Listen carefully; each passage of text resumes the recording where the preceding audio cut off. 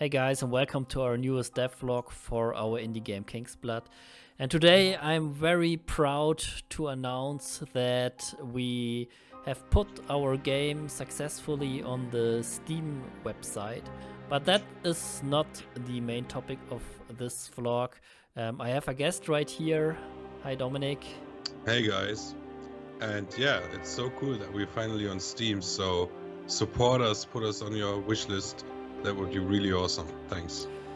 Yeah, and we don't have Dominic in the vlog, so that we just talk about the wish list and Steam, but instead we have started working on one of our key features in the game, because so far you could send your travelers, your followers, on easy missions. They go into a combat and then they come back. But aside from that, we also plan to implement a dungeon system, and Dominic has created all of that and has started implementing it, so he will tell you a little bit about it. Sure thing, but first, what's up with your voice? Yeah, I have upgraded my gear by a little bit. I always get the feedback that my sound equipment and also my camera were very bad. So Dominic helped me out by a little bit and sent me his old microphone. So that should be a lot better now. So thanks for that. Yeah, sure, no thing. It sounds much better though. Oh, great. Well, anyways, let's jump into action, I would say, and let's talk about the dungeons. Yeah, let's do that. So, you said we're developing the dungeon system, and I think the term is quite right. We are developing it, so it's still very much under development. So, you're met with the usual, very well known if you watched all the other devlogs, our world map.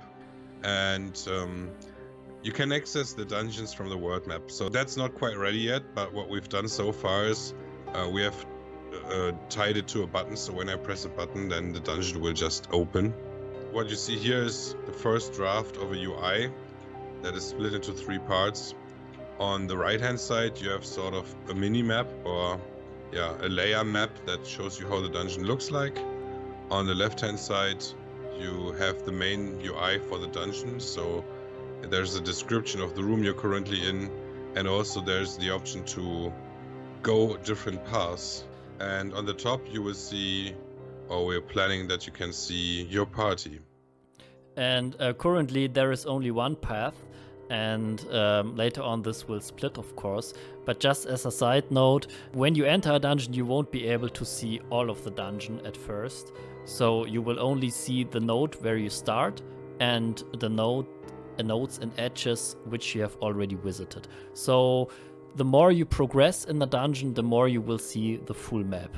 So you won't be able to see ahead. Yeah, you have to explore to know the way. So your party is challenged with different sort of tasks and adventures to go through, because we thought it might be quite interesting to, have a longer experience for your party and a bigger challenge to go through. How it will work is you will send your party here, and they have to go through all of these different steps and different types of rooms, which we will talk about soon. And they will have to reach the end alive. And if they do so, there will be some sweet reward for them. So the big challenge is to reach it alive, and what is so hard about it?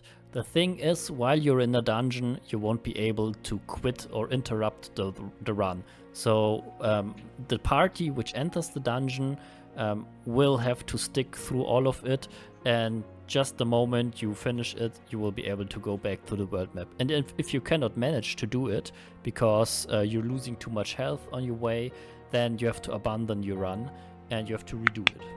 Yeah, but when you redo a run, basically the rooms that you've already visited, they will stay visited. So as we mentioned, there's different types of rooms that you can find. For example, a treasure. And if you visit that treasure again in your second run, it will already be looted. So you won't be able to loot it again. Same with other types of rooms. So we have traps, we have dead ends, we have healing fountains, we have buff shrines, we have a shop. We have encounters, obviously, where there's monsters waiting for you. And in the end, we always have a boss fight. So if you ever reach the end of the dungeon, there will be a challenging enemy waiting for you there that stands between you and your loot. Okay, and I would suggest that maybe now we just go ahead a little bit in this dungeon and see what's coming up next. Sure thing. So start at the green dot, which is basically the entry, and we only have one choice, so we can go straight ahead where we see a weird creature. And we reach the next room, and what we can do now is, or what we see now is, there is an ice trap. And the ice trap is one sort of trap that we have, and these are basically based on the soul color system that we have. Maybe you remember that we have 6 soul colors right now: ice and fire, water and earth, light and life. And each of those traps will have a malicious effect on your party. So maybe an ice trap freezes one of your characters that is then unable to act, or maybe a fire trap burns you and does continuous damage to you, except for those party members which are of the same soul color. So a party member that's, for example, soul color ice would be immune to this ice trap. We can push further on. Let's go the right way. And we see we hit another storm trap. So right now, just for development purposes, I have filled everything up with only dead ends and traps, except for the last 2 rooms. This is just a work in progress and will contain all the different sort of rooms that we mentioned earlier. So don't be surprised if you see lots of rooms or lots of traps coming up right now.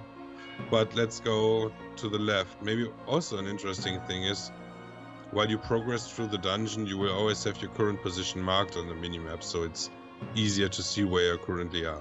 So we've reached the second to last level, right?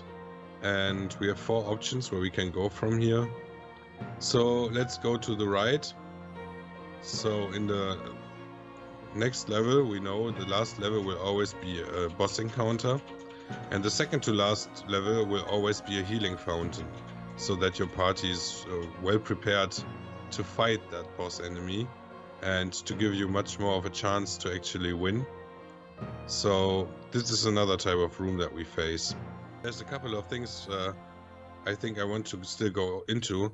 So when I was talking about the UI and the party, this will also be added to this UI. At the top of the screen, we plan to have your party members and their current life. So you can always see where your characters are at, if they are low on health, if you need to use a healing potion or something like that. And then also we want to add a progress bar where you can see maybe that you've progressed or you've visited 30% of all rooms, something along those lines. And another thing I wanted to touch on is, early in the development process we were discussing, should we have backtracking in the dungeon or not? And you, Daniel, you said you would think that it's much better and more enjoyable for a player to be able to go back and visit all the rooms. Why do you think that is the case? There are these kind of players like myself who like to find every secret in a game, right? So I remember that I played Final Fantasy VII, I think, and I was so mad because there were some secrets I missed and you never had the opportunity to go back. And so I really would like, if you play a dungeon, that you have the opportunity to go, and if you want to do that, to go and discover every room. And I think that only works with backtracking.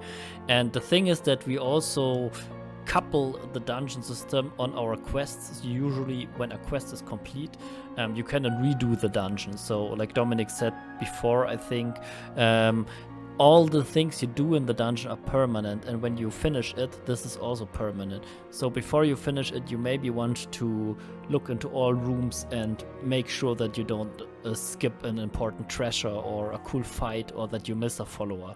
I also think it's quite nice to be able to backtrack and look at that and go to all the different rooms if you like.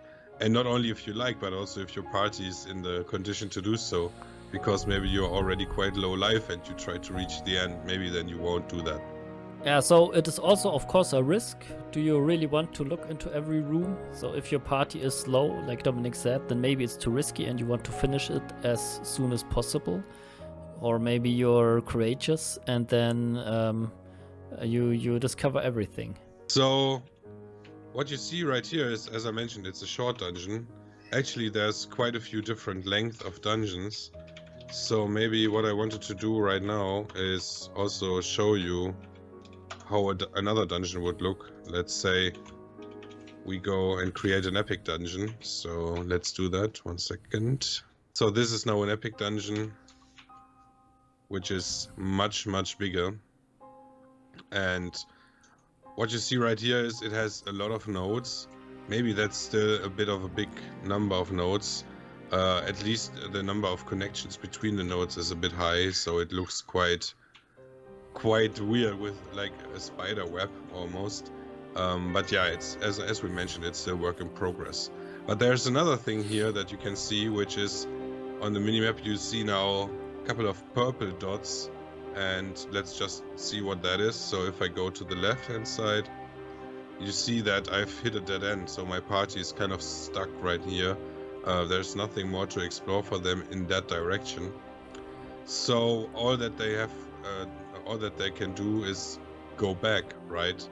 And we have a couple of those in our dungeons, and most of the time they will be beneficial effects for you, so that you are not frustrated by hitting a dead end and a trap, for example. So more likely is that dead ends will have a beneficial effect than a malicious effect, right? And obviously, if I do this again right now, if I start this again and I enter another dungeon, what you will see is that right now all of the dungeons are randomly generated.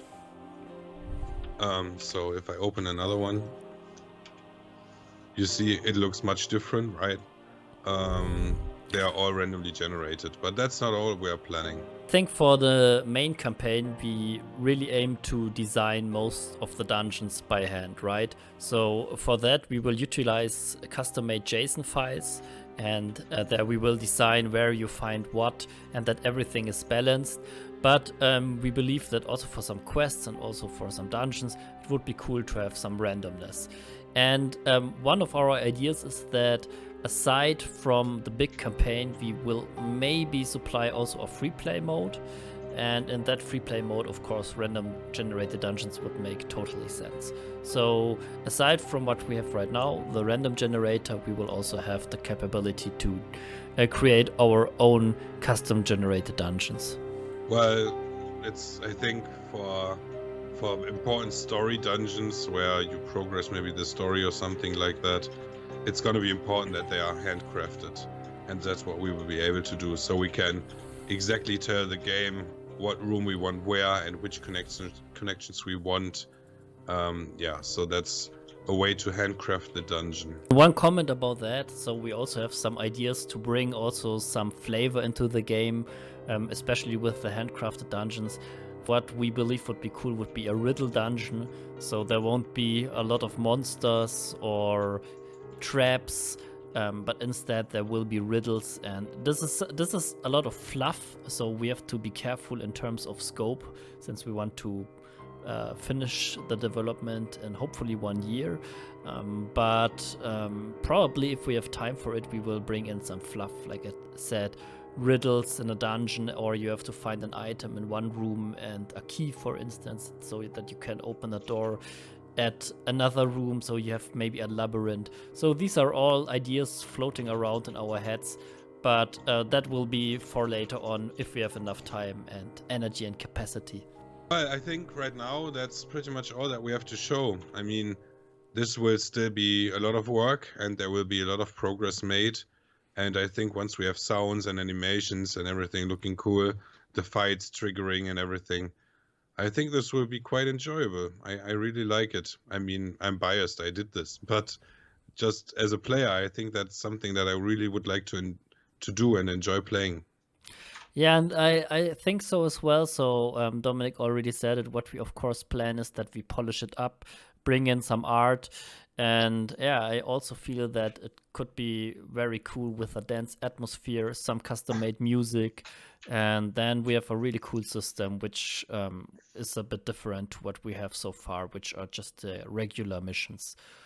Okay.